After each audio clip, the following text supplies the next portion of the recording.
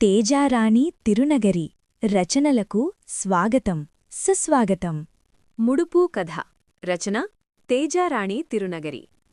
మా ఊరి జాతర వస్తుందంటే చాలు మా ఇంటి చూరుమీద పావురాలు కన్నా ముందు మా నాన్న దిగులే వాలిపోయేది.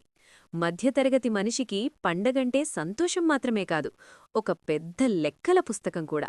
ఏప్రిల్ ఎండల్లో వేపచెట్లు పూతలాలుస్తుంటే, గాలిలో పసుపు వాసన, దూరంగా డప్పుల శబ్దం వినిపిస్తుంటే మా అమ్మకి పూనకం వచ్చినట్టే. వంటింట్లో డబ్బాలన్నీ కిందకి దిగుతాయి. పప్పు డబ్బాలో దాచిన చిల్లర, బియ్యం డబ్బాలో దాచిన 10 నోట్లు బయటపడతాయి. మా నాన్నేమో కుర్చీలో కూర్చుని బీడీ తాగుతూ ఆలోచిస్తూ ఉండేవాడు. ఆయన లెక్క వేరు. వచ్చే జీతం ఇంటి ఖర్చులకి, చేతిలో ఉన్నది జాతరకి, మరి రేపు అనే ప్రశ్న ఆయనది. కాని అమ్మ లెక్క వేరు. రేపటి సంగతి దేవుడు చూసుకుంటాడు, ఈరోజు జాతర పోలేరమ్మ చూసుకుంటది అనేది ఆమె నమ్మకం. అసలు కథ జాతరకి 2 రోజుల ముందు మొదలైంది. మా తమ్ముడు బుజ్జికి ఉన్నట్టుండి ఒంట్లో నలుత చేసింది. సాయంత్రానికి ఒళ్ళు కాలిపోతోంది. గూట్లో ఉన్న ఎనాల్జిన్ వేసినా తగ్గలేదు. నాన్న ముఖంలో రంగులు మారాయి. డాక్టర్ దగ్గరికి తీసుకెళ్తే కనీసం 500 ఆ 500 పోతే జాతరకి కొత్త బట్టలు రావు, చికెన్ వండుకోలేం. ఇది మధ్యతరగతి ఆవేదన. జ్వరం వస్తే బాధపడాలా, ఖర్చవుతుందని భయపడాలా తెలియని అయోమయమది. అమ్మ కంగారు పడిపోయింది. ఇట్లాంటప్పుడు నాన్నకన్నా అమ్మకు ధైర్యం ఎక్కువ. కాని అమ్మల దగ్గర ఒక ఆయుధం ఉంటుంది. అది డాక్టర్ల స్టెథస్కోప్ కన్నా పవర్ఫుల్. అదే నమ్మకం. వంటింట్లోకి వెళ్ళి ఒక పసుపు కొమ్ము, ఒక రూపాయి బిళ్ళ తెచ్చింది. ఆ రూపాయి బిళ్లను పసుపు నీళ్లలో కడిగింది. దాన్ని ఒక పసుపు గుడ్డలో వేసి గట్టిగా ముడివేసింది. కళ్ళు మూసుకొని దేవుడి పటం ముందు నిలబడి, తల్లీ పోలేరంగా, నా బిడ్డకి జ్వరం తగ్గి ఆడుతూ పాడుతూ జాతరకి వస్తే ఈ ముడుపు నీ హుండీలో వేసి నిలువుదోపిడి ఇచ్చుకుంటా, ఈ గండం గట్టెక్కించు అని మొక్కుకుంది. ఆ ముడుపును దేవుడి పటం దగ్గర కట్టింది. ఆ ముడివేసేటప్పుడు అమ్మ వేళ్లల్లో ఉన్న బిగువు చూస్తే నాకనిపించింది, అది కేవలం గుడ్డకి వేసిన ముడి కాదు, తన గుండెలో ఉన్న భయాన్ని దేవుడి పాదాల దగ్గర కట్టేసిన నమ్మకమని.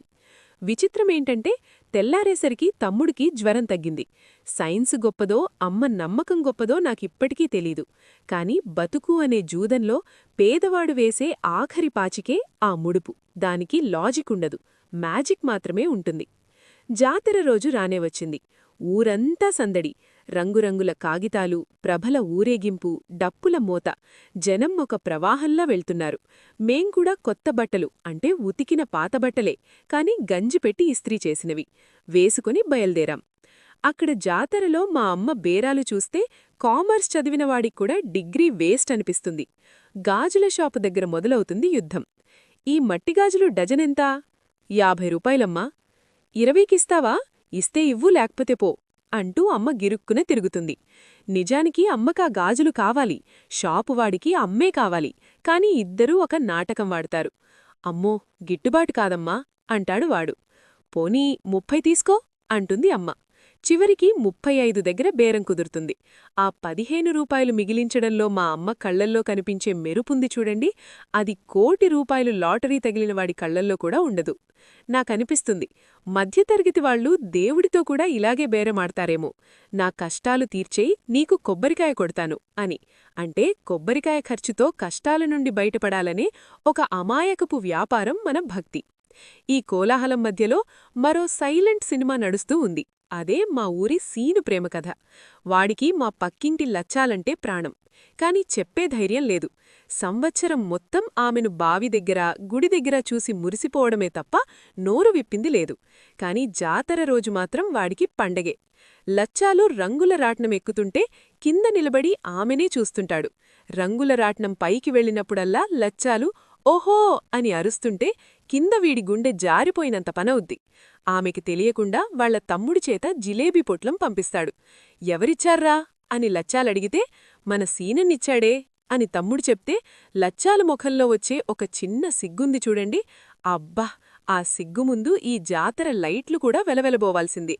వాట్సాప్లు, ఇన్స్టాగ్రామ్లు లేని ఆ రోజుల్లో ఆ చూపులే ప్రేమలేఖలు, ఆ జిలేబీ పొట్లాలే కాస్ట్లీ గిఫ్ట్లు. వాళ్ల ప్రేమలో ఏ ఆశ ఉండదు, రేపు ఏమవుతుందో తెలీదు. ఈ క్షణం ఆమె నవ్వింది, అంతే చాలు. ఆ క్షణమే వాడికి శాశ్వతం. సాయంత్రమైంది. గుడి గంటలు మోగుతున్నాయి. అమ్మ ఉదయం కట్టిన ఆ పసుపు ముడుపుని తీసుకుని గుడికి బయల్దేరింది. ఆ రూపాయి బిళ్లను, పసుపు గుడ్డను హుండీలో వేస్తూ కన్నీళ్లు పెట్టుకుంది. ఆ కన్నీళ్లు దుఃఖానివి కావు, గెలిచిన ఆనందవేవి. నా నమ్మకాన్ని నిజం చేశావు తల్లీ అనే కృతజ్ఞత అది. తిరుగు ప్రయాణంలో నాన్న నాకొక పీక అంటే ఊదేది కొనిచ్చాడు. అమ్మ చేతికి కొత్త గాజులు గలగలాలాడుతున్నాయి. తమ్ముడు నాన్న భుజం మీద నిద్రపోయాడు. ఆ వెన్నెల రాత్రిలో నడుస్తుంటే నాకొక సత్యం బోధపడింది. మధ్యతరగతి బతుకంటేనే ఒక జాతరలాంటిది. అక్కడ సీను ప్రేమలాంటి తీరని కోరికలుంటాయి. అమ్మ బేరాల్లాంటి సర్దుబాట్లుంటాయి. నాన్న జేబులాంటి వెలితి ఉంటుంది. కాని ఇవన్నీ ఉన్నా కూడా ఎక్కడో మూలన ఒక ముడుపులాంటి నమ్మకం మనల్ని బతికిస్తూ ఉంటుంది. ఆపద వచ్చినప్పుడు లాజిక్ వెతక్కూడదు. ఒక ముడివేసి దేవుడిమీద భారం వేయాలి. ఎందుకంటే కొన్నిసార్లు మందుబిళ్లల కన్నా మనసులో ఉన్న ధైర్యమే మనిషిని బతికిస్తుంది. ఈ కథ మీకు నచ్చితే లైక్ చేయండి, మీ మిత్రులతో షేర్ చేయండి. ఇలాంటి మరిన్ని కథల కోసం మా ఛానల్ని సబ్స్క్రైబ్ చేసుకోవడం మర్చిపోకండి.